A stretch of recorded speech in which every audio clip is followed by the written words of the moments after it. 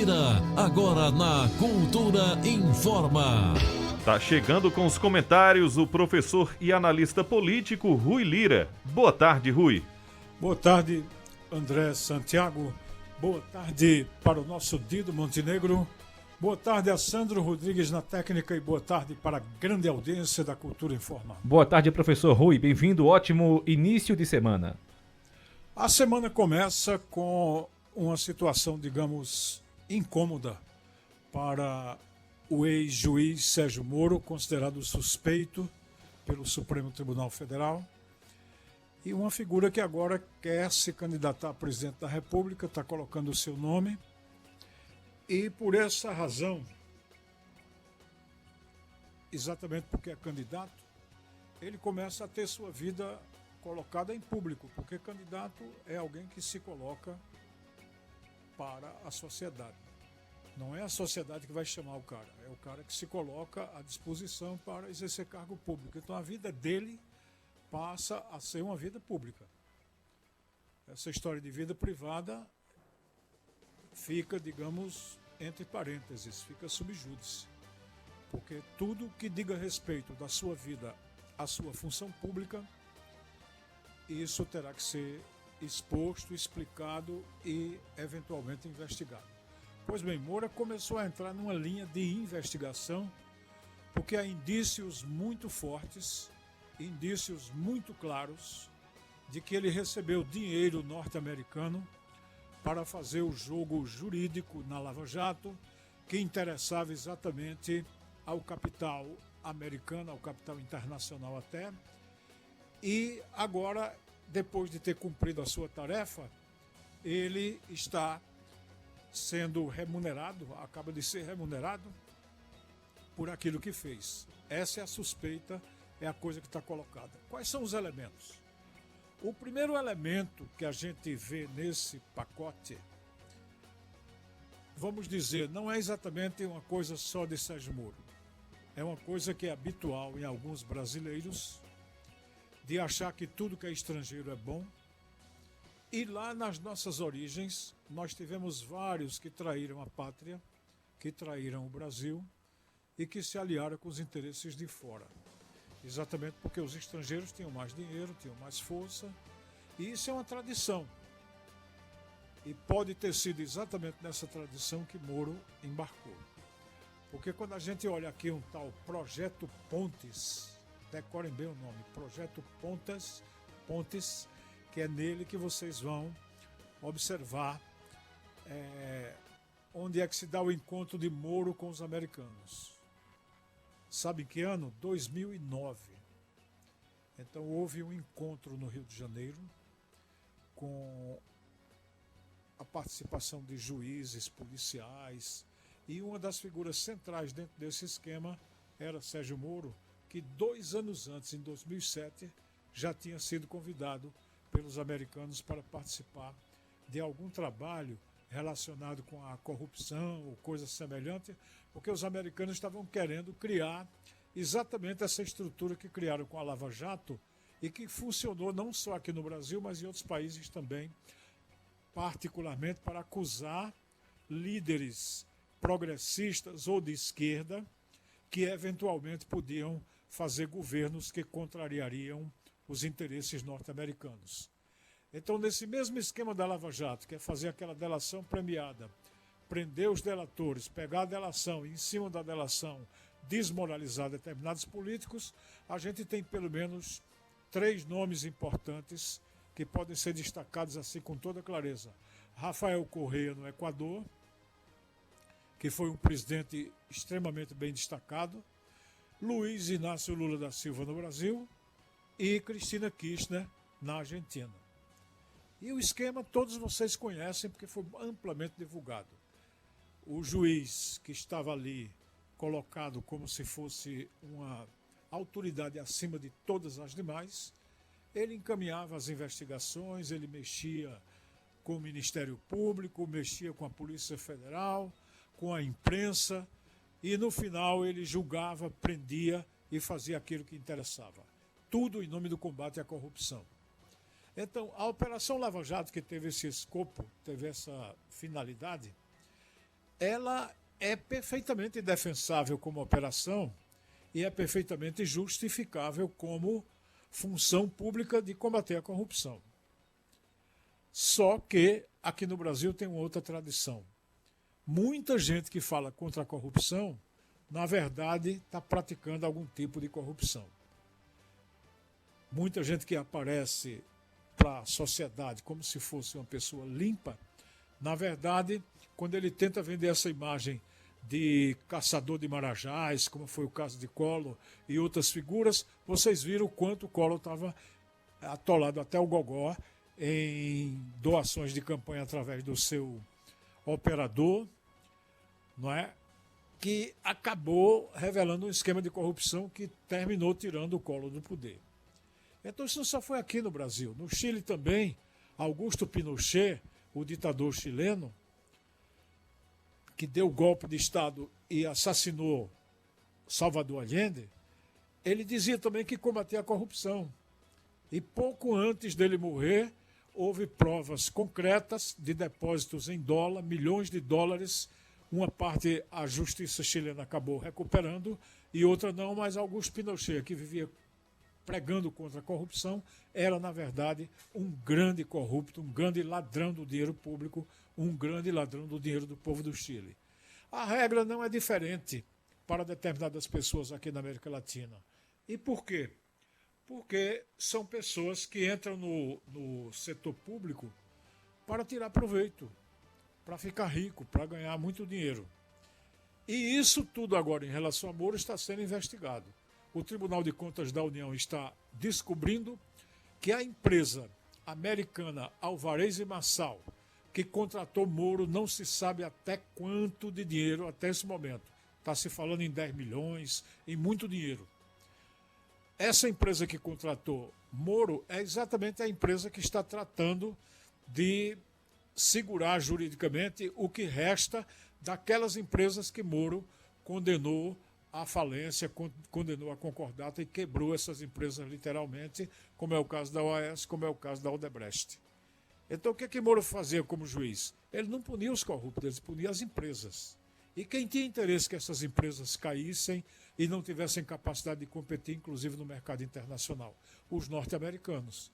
Então, para fazer esse jogo dos americanos, Moro foi muito diligente, muito competente, e quando se tratou de figuras como Álvaro Dias, que é o presidente do partido em que ele está agora, o Podemos, Moro passou em brancas nuvens, como passou também em brancas nuvens, está gravado uma conversa dele, dizendo que não podia milindrar Fernando Henrique, atingindo uma pessoa que era corrupto, mas era ligada a Fernando Henrique. E a gente sabe que outros corruptos foram poupados, como é o caso notório de Aécio Neves e de Temer, que normalmente eu cito aqui, e que Moro não mexeu com esse pessoal. O problema era mexer com a esquerda, era mexer com os progressistas, era mexer com Lula, era prender Lula, tirá-lo da eleição para facilitar a eleição de Bolsonaro. E na melhor cara de pau, Moro, assim que Bolsonaro assume, ele também assume como ministro da Justiça de Bolsonaro, deixando muito claro que duas coisas: Moro não se incomodava em ser colaboracionista com os americanos, menos ainda ser um cavalo de Troia no governo de Bolsonaro, porque ele também não tinha interesse em Bolsonaro. Ele acabou traindo Bolsonaro, assim como traiu o Brasil ao quebrar suas empresas. E agora, o que o Brasil todo quer saber é o seguinte: quanto Moro ganhou nessa operação com a Alvarez e Marsal, que é uma empresa norte-americana que, pelo jeito, está escalada para ser a que paga a propina, a que paga o toco ao ex-juiz suspeito, e que é a figura que todo o Brasil está conhecendo. E cada dia conhecendo melhor. Agora vem investigações sobre o patrimônio dele, a gente vai ver o quanto ele tem, e já tem gente dizendo que ele ganhou nessa operação aquilo que a família Bolsonaro passou a vida toda para ganhar nas suas outras jogadas, com rachadinha e outras coisas menores. Então, Moro está na linha de fogo atualmente e acho que vocês, ouvintes, devam prestar muito atenção. Comecem pelo projeto Pontes, façam sua pesquisa e vejam quando foi que Moro assumiu esse compromisso com os americanos de fazer o jogo deles, aparentemente no combate à corrupção, mas que na verdade era um esquema jurídico e político para atingir lideranças progressistas, para atingir lideranças de esquerda, como foi o caso desses que eu citei. Luiz Inácio Lula da Silva, que foi preso aqui no Brasil, Cristina Kirchner, que foi ameaçada de prisão na Argentina, e Rafael Correa, que até hoje não pode voltar ao Equador. Ele mora na Bélgica, porque tem ordem de prisão contra ele lá em relação a processos que foram desenvolvidos no mesmo modelo, do mesmo jeitinho que a Lava Jato desenvolveu aqui no Brasil.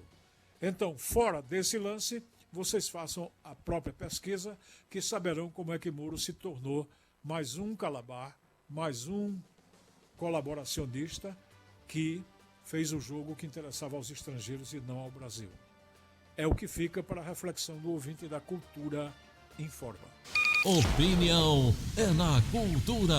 Primeiro lugar em audiência, do jeito que você gosta. Você está ouvindo a Cultura Informa, o jornal do nosso rádio. 1h mais 48 minutos. 1h48 em Caruaru. A mensagem dos ouvintes: liguei meu rádio para escutar um comentarista do bem, honesto e cidadão. Parabéns, Rui. Abraços, Vanduí. Opa, Vanduí, obrigado. Fico muito contente com sua mensagem. Mensagem do Rivaldo Souza de Bezerros. Boa tarde, professor Rui Lira. O senhor acha que essa inflação devastadora é culpa deste governo e do Paulo Guedes, que dolarizou tudo?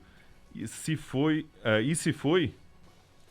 Olha, a gente tem um dado que vários economistas independentes estão colocando com muita clareza, é que há um movimento inflacionário internacional. Houve um inflacionamento logo depois da pandemia e que influiu em todos os países, inclusive aqui no Brasil. Mas por que é que o Brasil tem uma das inflações mais altas do mundo nesse momento? Em países do seu porte, talvez seja o primeiro. E, ao mesmo tempo, o Brasil, que era o terceiro endereço do mundo para investimentos, agora é o 10º. E o que era a quarta, quinta economia do mundo, agora é a 12ª, 13ª, dependendo do cálculo. Então, o que foi que aconteceu que o Brasil regrediu na sua economia? O que foi que fez o Brasil ficar sem receber investimentos estrangeiros? E o que foi que fez o povo brasileiro pagar muito caro, sobretudo pela alimentação e mais ainda por preços administrados pelo governo, notadamente energia elétrica e combustíveis. Ora, foi exatamente a política de Paulo Guedes, referendada naturalmente por Bolsonaro. Então, se Bolsonaro não é o dono nem o culpado pela inflação total, ele é responsável pelo agravamento de uma situação e, mais ainda, de não ter feito nada para socorrer a população brasileira desse flagelo que é a inflação, sobretudo a população mais pobre. Saiu estatística hoje de institutos independentes lá de São Paulo, dizendo que cresceu em mais de 30% a população de rua e o aumento de gente na miséria e na fome. Aliás, o Brasil voltou ao mapa da fome depois de Bolsonaro. Isso tudo agrava um quadro de inflação, isso tudo cria problemas, e se Bolsonaro não é responsável por tudo que aconteceu em relação à inflação, ele é responsável por aquilo que deixou de fazer, por exemplo, criar estoques reguladores para comida. Então, na hora que a inflação batesse através da dolarização de produtos agrícolas, ele poderia tranquilamente desovar estoques do governo e estabilizar um pouco mais o mercado e diminuir o preço, por exemplo, do arroz, do feijão, essa coisa toda. Mas o que é que ele fez? Ele e Paulo Guedes permitiram que esses estoques fossem vendidos exatamente por quem tinha interesse em usar os estoques e comprá-los para ganhar dinheiro em dólar, porque o preço no dólar estava muito melhor e o Brasil hoje praticamente não tem estoque regulador de comida, de coisa nenhuma. Então o país está descoberto. Então o que se pode dizer claramente é que se a política de Bolsonaro não é responsável por toda a inflação que o Brasil tem hoje, ela é responsável pelo agravamento de todos os efeitos dessa inflação e contribuiu muito o governo, repita-se, com essa política de preços da Petrobras e com a política de energia elétrica, que claramente penaliza os mais pobres, penaliza também a classe média, e é uma coisa que o Brasil tem muita consciência. Então Bolsonaro vai responder por isso nas urnas agora em outubro. Aqui tem a mensagem do Marcelo Xavier, que diz assim: lembro que a lei da procura e da demanda é o maior fator da inflação. As fábricas fecharam, assim produziram menos. Se falta o produto, como consequência, aumenta o preço. Uma ponderação também importante, não é, Rui? É uma ponderação importante, mas é importante também o ouvinte entender o seguinte. A economia atualmente, ela não está sujeita, como já foi em outro momento, a essa tal lei da oferta e da procura. Veja o exemplo que eu acabei de dar agora. Se você tiver um governo com estoques reguladores, como é o caso dos Estados Unidos, eles têm estoque até de petróleo, tem petróleo guardado, eles têm trigo guardado, tem arroz, tem um monte de coisa que interessa para o consumo da população deles. Então, se você tem uma quebra da oferta, digamos por uma geada, enchente, um terremoto, qualquer cataclismo que atinge a produção de determinado produto e o governo tem seus estoques reguladores, ele abre e joga esses estoques reguladores justamente para impedir os efeitos da lei da oferta e da procura. Então isso é uma política que pode ser seguida, porque a gente não pode cegamente admitir o seguinte, que a única lei da economia é a lei da oferta e da procura, e de lá para cá o ser humano não entendeu mais nada e não descobriu nenhuma forma de trabalhar melhor para conter preços estratégicos, como é o caso de preços de alimentos. Então isso é uma coisa que o ouvinte precisa estar ligado, porque se é verdade de um lado que a oferta baixa gera aumento do preço que está com pouca oferta, havendo muita demanda, também é verdade que isso pode ser alterado por modificações nas taxas, nos impostos, na política governamental, até de importação. Por exemplo, o governo pode importar uma quantidade enorme de arroz e trazer por um determinado preço, e com isso ele segura o preço aqui dentro do Brasil. Ele se encarrega de distribuir esse produto aos supermercados e às feiras e a todos os locais e consegue segurar um preço. Então tem muitas maneiras. E o segundo elemento, que o ouvinte deve considerar também. Hoje a economia está oligopolizada. Você vê que são 3, 4 grandes vendedores de determinado produto, são 3, 4 grandes fornecedores de redes sociais, como é o caso do Google, né, o Twitter e o WhatsApp, que praticamente são o mesmo conjunto, o Facebook, e por aí fica. Então, numa economia oligopolizada, o oligopólio é quem dita o preço. Tanto faz ter oferta como não, eles botam o preço que eles querem. O preço de pneu, por exemplo, que é de oligopólio também. Então os caras botam o preço que querem. Pode ver que o preço daqui talvez não seja igual ao preço das matrizes dos países deles. Então, feita essa ponderação, entenda-se, a lei da oferta e da procura não explica erros que o governo federal teve, por exemplo, na questão do petróleo aqui, com a política de preços da Petrobras. São decisões de governo que acabam prejudicando o povo. Aliás, não só foi nesse território que o governo tomou essas decisões. Veja que ontem Bolsonaro sancionou o orçamento público e hoje está aqui no noticiário. Um dos setores que mais perdeu dinheiro foi a educação. Por quê? Porque a educação nunca foi do interesse da direita brasileira e menos ainda de Bolsonaro, que é uma pessoa que nunca se destacou pelo saber, pelo conhecimento e pela qualidade intelectual. Mensagem aqui do Paulo Representações. Professor Rui, a inflação aumentou mais de 10% no meu ramo. Só este mês, até quinta-feira passada, o algodão pluma já sofreu 10,2% a mais. Compradores, se quiserem comprar, têm que pagar ágio. O senhor acha que esse número que o IBGE divulga é fictício? Pois vários produtos dobraram no meu ramo. Um produto que eu vendia no ano passado, que era R$ 22,50, hoje é R$ 35,00. Essa informação do ouvinte já diz tudo. Tem um monopólio segurando a pluma do algodão. Esse monopólio vai aumentando o preço na medida em que ele sente a pressão de demanda, aí pegando aquela outra ideia do nosso ouvinte anterior, que realmente existe uma força da procura, né, forçando o preço. E, nesse caso, quem vai se prejudicar é qualquer outro comprador ou comerciante que vai vender menos, inclusive porque as pessoas também estão com a renda achatada. Não é? O povo brasileiro está com a renda média brasileira caiu pela primeira vez nos últimos 10 anos, me parece, que a renda média da população caiu. Então está se comprando menos, o que é que os caras fazem? Mesmo comprando menos, eles também empurram o preço e o preço fica lá em cima. Porque uma coisa a gente sabe, no Brasil o preço sobe. Mas quem é que já viu o preço descer? É um ou outro perdido, um momento perdido. Mas de um modo global, de um modo geral, não tem governo para isso, não tem sociedade para isso, porque quem manda nesse caso é o grande capital. Então o ouvinte está coberto de razão e traz um exemplo que é ilustrativo, clarividente para o nosso comentário. Muito obrigado. Um abraço para o Cledson Link, assim está escrito o nome dele no Facebook da Rádio Cultura. Muito obrigado pela audiência. Tem mais mensagem aí, André? Tem sim. Inclusive tem uma mensagem aqui do Cledson, não sei se é o mesmo, está dizendo: boa tarde, Rui Lira. O que você acha do vídeo do ex-presidente Lula em relação ao Bolsonaro sobre a melhoria da economia? Olha, eu não sei os detalhes desse vídeo. Sinceramente, eu não vi. E não sei em que é que Lula possa ter visto melhoria da economia, mas eu fico devendo para dar uma olhada nisso aí. Não estou sabendo que vídeo é esse. Se você puder mandar um esclarecimento rápido aí, a gente ainda tem um tempinho aqui, eu volto a comentar.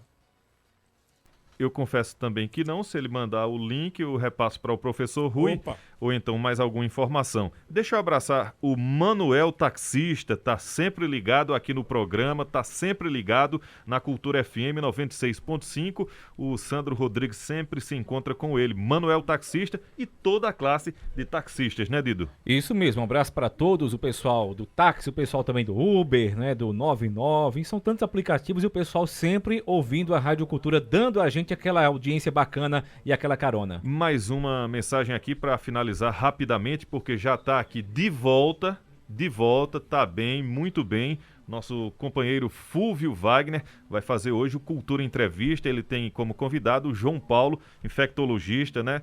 O João Sanitarista, perdão. Massa. O João Paulo Sanitarista vai falar sobre esses assuntos com relação à pandemia, enfim. O Douglas Tricolor pergunta: professor Rui, será que Lula vai ser o salvador da pátria, o famoso rock santeiro? Acho que não. Acho que Lula vai fazer muito melhor do que o que está dentro do que ele está colocando. Não tem nenhuma crítica mais profunda, mesmo partido dos órgãos que normalmente representam o poder econômico, que representam o conservadorismo brasileiro, vamos usar essa palavra.